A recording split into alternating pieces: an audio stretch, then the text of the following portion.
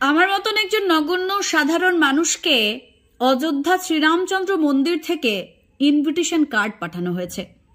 জানি আপনাদের সকলকেই পাঠানো হয়েছে, মানে আমাদের ভারতীয়দের প্রত্যেকের ঘরে ঘরে আজকের ভিতরে বা কালকের ভিতরে এইরকম একটি কার্ড আপনারা সকলেই পেয়েছেন।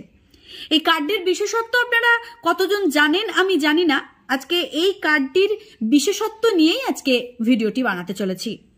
এই যে কার্ডটি দেখছেন, এই কার্ডের মধ্যে যে মন্দিরের ছবিটি রয়েছে সেটাই অযোধ্যার রাম মন্দিরের ছবি, এবং এই মন্দিরেই রামলালার বিগ্রহ স্থাপনা করা হয়েছে।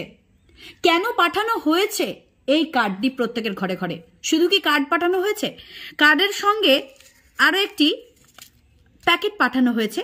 তো এই প্রসাদের ব্যাগের মধ্যে রয়েছে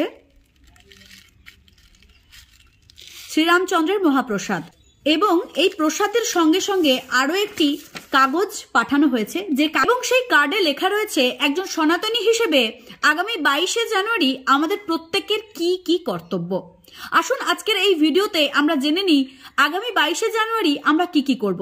তার আগে সকলকে অনুরোধ করব, ভিডিওটি এতটাই ছড়িয়ে দিন যাতে এই কার্ড যারা পড়তে পারে না, অর্থাৎ প্রত্যেকের ঘরেই তো এই কাগজ পাঠানো হয়েছে, যারা পড়তে পারে না যে কি কি করতে হবে, সেই তাদের কাছেও যেন এই বার্তা পৌঁছে যায় যে আগামী 22শে জানুয়ারি অর্থাৎ শ্রীরামচন্দ্র মন্দির উদ্বোধনের দিন তারা কি করবে। তো আসুন আজকে একটু পড়ে দেখা যাক। এখানে লেখা রয়েছে, আসন্ন পৌষ শুক্লা দ্বাদশীর শুভ দিনে বিক্রম সংবৎ 2080 সোমবার 22শে জানুয়ারি 2024 শ্রীরাম জন্মভূমিতে নির্মীয়মান নতুন মন্দিরের গর্ভগৃহে ভগবান শ্রীরামের বাল্যরূপের নতুন বিগ্রহের প্রাণ প্রতিষ্ঠা হবে। তো সেটা আমরা সকলেই জানি কি করতে হবে এই দিন। এই উপলক্ষে অযোধ্যার অভূতপূর্ব আনন্দের পরিবেশ সৃষ্টি হবে, সেটা তো সকলেই জানেন। রামলালার বিগ্রহ প্রতিষ্ঠিত হবে, আনন্দ তো হবে।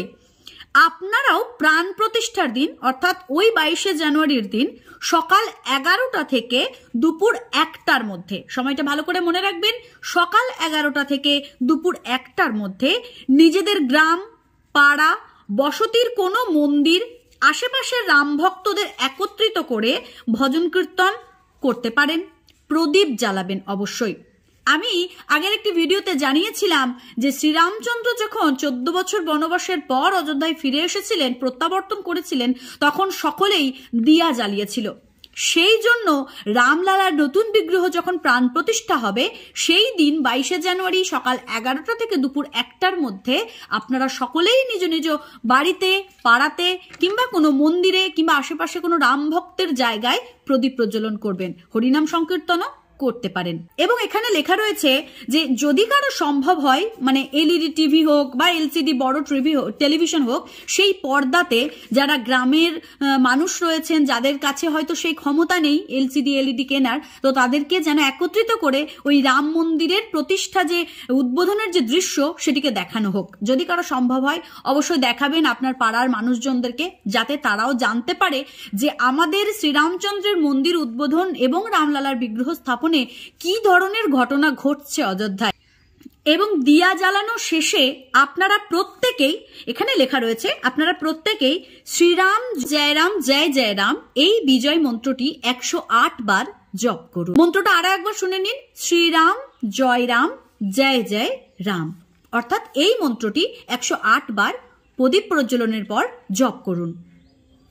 প্রাণ প্রতিষ্ঠার দিন সন্ধেবেলাতেও একইভাবে প্রদীপ প্রজ্বলন করুন। আপনারা তো প্রত্যেকেই আশা করি সনাতনীরা সন্ধে প্রদীপ দেখান, সেই সঙ্গে রামচন্দ্রের উদ্দেশ্যেও, অযোধ্যা মন্দিরের উদ্দেশ্যেও একটি প্রদীপ সেদিন প্রজ্বলন করুন। তাতে আমাদের শ্রীরামচন্দ্রের কাছে আমাদের সেই বার্তা অর্থাৎ একত্রিত সমবেত বার্তা পৌঁছে যাবে। তো আশা করি আপনারা সকলেই বুঝতে পারলেন যে এই কার্ড এবং এই কাগজটি প্রত্যেকের ঘরে ঘরে কেন পাঠানো হয়েছে। যাই হোক, সকলে ভালো থাকবেন, সুস্থ থাকবেন। ভিডিওটি শেয়ার করে সকলের উদ্দেশ্যে পৌঁছে দেবেন যাতে প্রতিটি মানুষের এই ভিডিওটি থেকে জানতে পারে যে আগামী 22শে জানুয়ারি প্রতিটি সনাতনীকে কি করা উচিত। সকলে ভালো থাকুন, সুস্থ থাকুন, ভিডিওটিকে শেয়ার করে সকলের কাছে পৌঁছে দিন। জয় শ্রীকৃষ্ণ, রাধে রাধে।